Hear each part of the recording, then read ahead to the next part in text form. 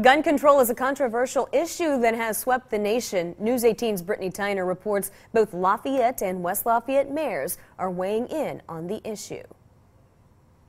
Last week, President Barack Obama signed 23 executive orders in hopes of battling gun violence. He called for a ban on assault weapons and ammunition magazines. He also wants background checks for everyone buying a gun. West Lafayette Mayor John Dennis says we are heading in the right direction. I believe the data proves true that those who use guns in the perpetration of crime oftentimes have not come to the possession of that gun in a legitimate way. Across the Wabash, Lafayette Mayor Tony Rzorsky says along with these new orders, our culture needs to change as well.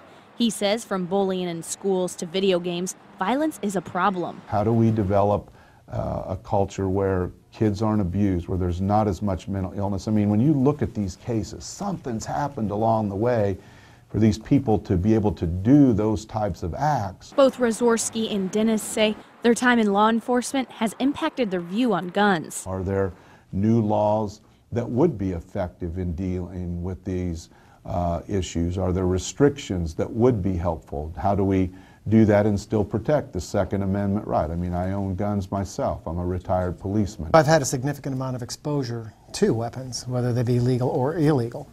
I've seen the damage and harm that weapons can do when in the wrong hands. Dennis says he agrees that assault weapons and ammunition magazines should be banned because of what he witnessed as a law enforcement officer.